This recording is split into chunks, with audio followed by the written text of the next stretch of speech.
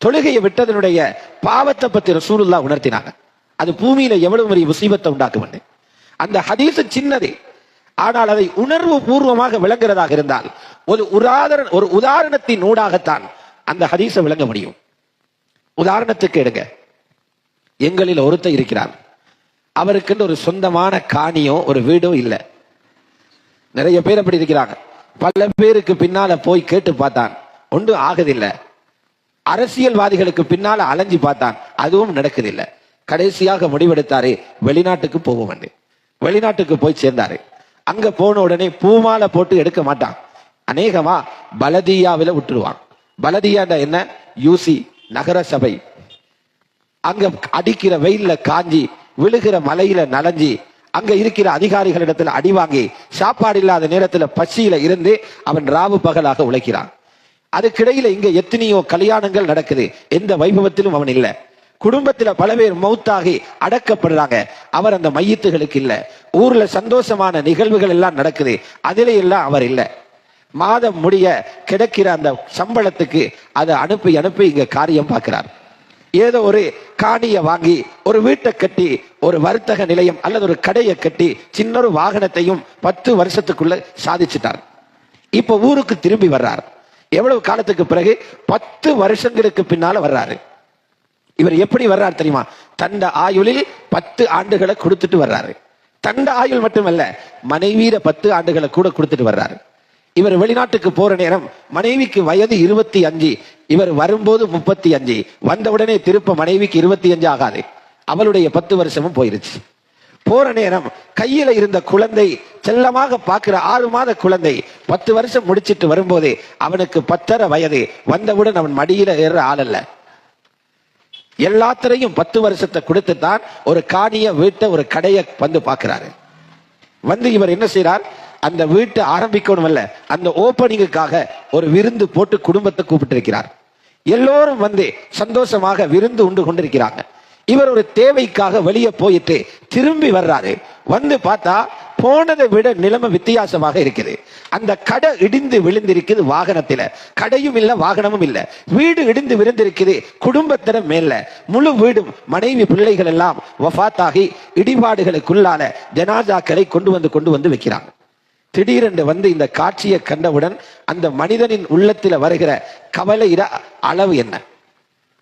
10 வருடம் குடும்பத்தின் காலத்தை செலவழித்து சிரமப்பட்டு கட்டிய இந்த வீடும் வாகனமும் ஒரே நேரத்தில் ரப்பு எடுத்துக்கொண்டானே, எவ்வளவு கவலைப்படுவான்.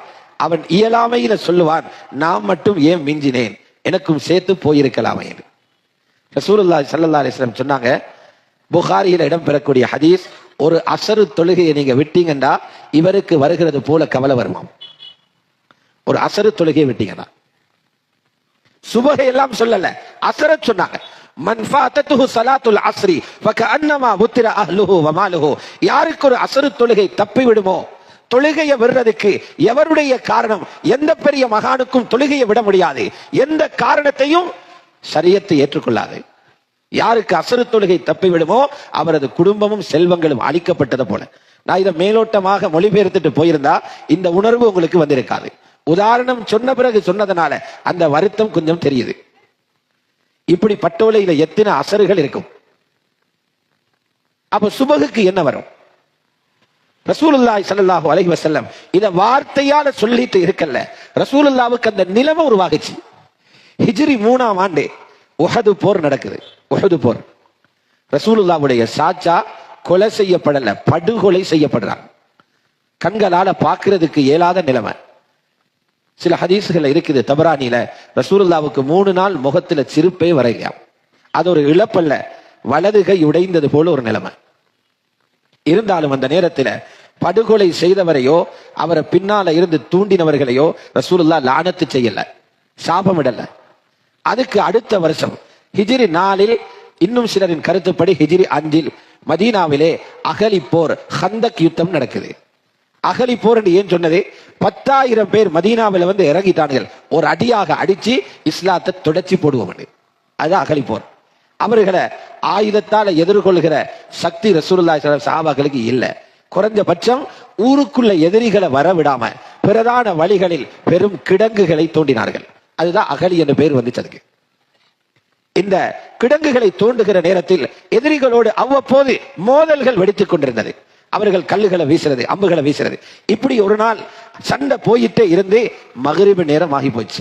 அசரு தொழல. இதுவும் சஹீஹுல் புகாரில இருக்கு. நாங்கள் என்ன சொல்வோம்? சமாதானம் செய்து கொள்வோம். ரசூலுல்லாஹ் ஃபுட்பால் உதைபந்தாட்டம் விளையாட போய் அசரும் மிஸ் ஆகல. வியாபாரத்தில் ஈடுபட்டதால் அல்ல, வயல்ல அறுவடை செய்ய போய் அல்ல, பிரயாணம் போய் அல்ல. ரசூலுல்லாஹி ஸல்லல்லாஹு அலைஹி வஸல்லம் தீன பாதுகாக்கிறதுக்காக உயிர் கொடுக்கிற இடம், இதை விட பெரிய ஒரு இடம் இருக்கிறது. அசரு தவறி போகுது. சந்தோஷமாக காரணம் சொல்லிக் கொள்ளாம ஸல்லல்லாஹு அலைஹி வஸல்லம் நாவுகள் இருந்து லானத்துடைய வார்த்தை வந்துருச்சு. புகாரியா இருக்கு. என்ன சொன்னாங்க தெரியுமா? மல அல்லாஹு புயூதஹும் வ குபூரஹும் நாரா. இவர்களின் கபறுகளையும் இவர்களுடைய வீடுகளையும் அல்லாஹ் நெருப்பால நிரக்கட்டும். லானத்துனா கபறுகளும் பத்தட்டும், வீடுகளும் பத்தட்டும். ஏன்? நபி என்று பாராமல் என்னோட சண்டை பிடிச்சதுக்காக அல்ல, புனிதமான மதீனாவை அடிக்கிறதுக்கு வந்ததுக்காக அல்ல, காரணத்தையும் சேர்த்தே சொன்னாங்க. ஷகலூனா அன் ஸலாத்தில் உஸ்தா ஸலாத்தில் அஸ்ரி, அஸ்ர் தொழுகையை தொழ விடாம எங்கட கவனத்தை திருப்பினதுக்காக தான். இப்ப பாருங்க, முந்தைய ஆண்டில ஹஜ்ரத் ஹம்சா ரலியல்லாஹு அன்ஹு கொல்லப்பட்ட காட்சியை கண்டபோது வராத ஒரு கவலை அஸ்ர் தொழுகையை விட்ட போது ரசூலுல்லாஹ்வுக்கு வந்ததனால் லானத்து செய்திருக்கிறாங்க. தொழுகையை விடுறது சாதாரண பாவம் அல்ல. உணவுடைய வழிகள் நின்று போறதுக்குரிய முசீபத் தொழுகையை விடுறதுல இருக்குது. தொழுகையை விடுறதுல இருக்குது. ஆக முல்லாத பாவம், மனிதனை பிச்சைக்காரனாக்குற பாவம், மனிதனுடைய செல்வத்தை பிள்ளைகளுக்கு அனுபவிக்க விடாமல் தடுக்கிற ஒரு பாவம் தொழுகையை விடுறது. இதனால இந்த தொழுகையை விடுறது ஒரு சாதாரண பாவமாக நினைக்காதீங்க. இந்த பாவம் எல்லாம் எங்களை இன்றும் தண்டித்துக் கொண்டும் கஷ்டம் கொடுத்து கொண்டும் இருக்கிறது.